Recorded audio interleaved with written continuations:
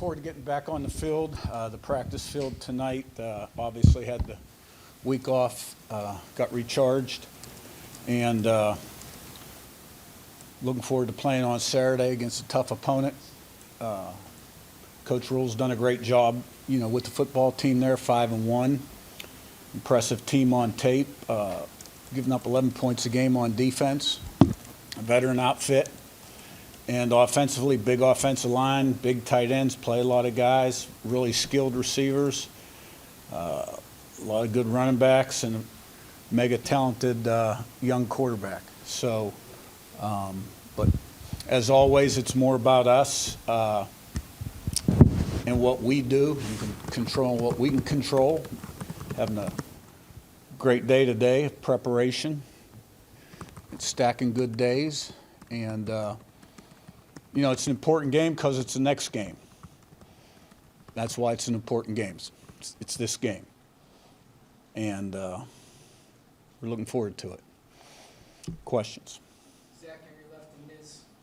They have, I think, one of the most disruptive defenses you've seen to this point. Certainly one of the more disruptive, and they're leading the conference in sacks, tackles for loss. Just when you look at that side of the ball, what are they doing that is just kind of creating problems for opponents? Well, they got good players. They're very well coached. They play really hard. They're very multiple in their scheme. They've got guys that can affect the passer, a couple big guys inside, 315-plus type guys. They play a lot of people, and they do everything they can to keep you off balance. They also deflect a lot of passes. They have 7 interceptions, giving up about 85 yards rushing a game, I think. Yeah, you have a core group of JMU transfers, obviously, that dealt with success last year, 10-0 start, and kind of the national spotlight at times. Has that helped, having that kind of group that's been through this before? And did you learn anything from that experience as well, kind of navigating that? Yeah, well, those guys and a lot of the other new guys we brought in, and the guys that decide to remain the right kind of guys, and the kind of the mindset and culture that we've been able to create here, and those guys certainly have facilitated the change early on. And dealing with success is a lot better than dealing with failure. But you got to stay humble and hungry and maintain your edge. And I think you're always learning. And did I learn? Yeah. And because it's like Mike Krzyzewski said, when he retired, his toughest opponent was human nature. Human nature, because it's natural to feel good, this and that, things are great, but that's not what this game's all about when it comes to preparation and stepping between the white lines. You've got to have some special characteristics to be able to deal with success and not be affected by it in a negative manner.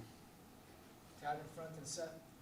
Curt, yards after catch have been a big part of your passing attack this year. You got 4 receivers with over 100 yards in that. Can you speak to the importance of that? And also, when you diagram a play, can you try to design that into a play, or is that just something that just happens with the receiver making the play? Yeah. Well, that whole crew, and we spread the ball around. I think we had over 10 guys touch the ball last week or in the last game. They have great ball skills, and they're strong guys too, which leads to broken tackles. So, that's something that you're just trying to design plays that have answers and can free guys up versus all the different coverages you're going to see potentially. And then it comes down to execution. It's protection, separation, putting the ball where it's got to be, throwing it where it needs to be thrown, and letting the athletic ability and the desire. Sometimes there's a little want-to factor there, too, involved in that. Take over from there. Seth and Jack. Yeah, Curt, you mentioned Raiola's talent. Just what have you seen from him on tape? What challenges could he pose for your defense? Yeah, he's a really talented guy. He's got great arm talent. He plays with a lot of confidence. He's got a really nice supporting cast. They protect him well up front.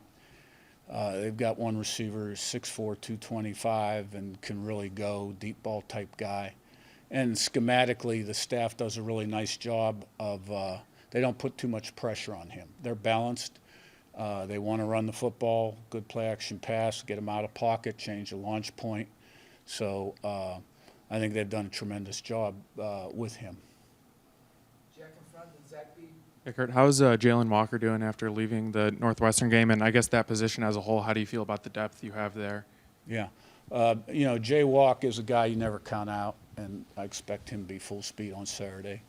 And, you know, we're developing some depth there with Isaiah Jones and the freshman, Hardy. You know, but there are positions we don't have a lot of depth, so, but feel good about that group. Zach B in front and Bob. Coach, we know that you're a process-oriented guy. What does that process look like during a bye week? Did you take time to kind of step back, or was it still balls to the wall? Oh, it's balls to the wall all the time. Because you're getting better or getting worse, never stay the same. So, I mean, we practiced 3 times, and we did some prep on this upcoming opponent. And then you're looking at other people across the country, seeing who's doing what well and trying maybe to get a few ideas that may help you down the road. So using that time wisely. Bob, top left and Jim. Curt, kind of a big picture question, but when you're rebuilding a culture the way you have here, what are 2 or 3 of the key non-negotiables that you have when it comes to rebuilding something like this? Well, the first thing you got to do as a leader, you got to change the way people think inside and outside the program.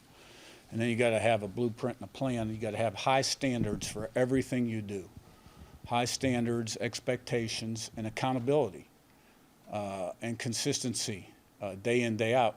How you do something's how you do everything. And you have to be fully committed to being the best you can be. Be a great team guy. Those are non-negotiable, you know. Be early, do your best. Improve as much as you can every single day. Jim and then Pete.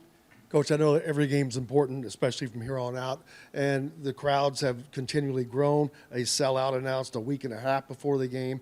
What do you need from this Indiana crowd this week, especially in games like this? I think it's more about us performing as well as we're capable of performing and give the crowd a reason to really get into the game, which I'm highly confident we will.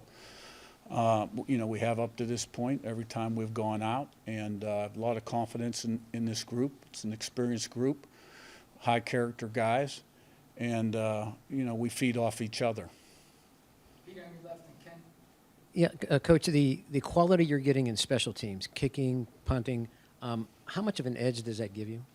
Well, you know, your special teams is a third of the game, coaches like to say. But it's roughly 20% of the plays in any football game. But huge momentum swings when you make something really good happen or if something bad happens in a game. So it's highly critical. Grant Kane does a tremendous job with our teams. Our entire staff is involved with special teams. We watch special teams together as a full staff. You know, we make a big emphasis on it. Ken top right and Joe. You've talked a lot about just making sure guys keep their heads on straight and stay on the, I guess, at level headed. How do you make sure that that continues throughout the week with all the stuff that's going on, the attention that's coming to the program, but then, you know, Fox coming here and doing that kind of stuff? Just how do you make sure everybody keeps their eyes where they need to be? Well, you got to eliminate the noise and clutter and focus in on what's going to help you prepare so you can be your best on Saturday. And we have enough maturity and good leadership and experience on this football team. I'm confident that we can handle that, but that's my job too, to make sure if I see an area that's maybe not quite where it needs to be, to push the right buttons and get it to where it needs to be. Do you remind them daily, or is that just something that you wait for in case something pops up? Yeah, I send the message to the assistant coaches. They send it to the players. I'll send it to the team. Yeah. But we also don't want to create a self-fulfilling prophecy either. You know, I'm highly confident that our team will prepare the way it needs to prepare for this upcoming game. Joe, front right and Josh. Coach, something when you first got here, you said that you're too young to stop learning.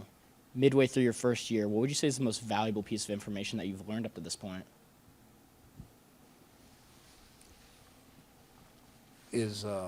I think what I've learned up to this point is that we have unlimited potential as an institution and football program.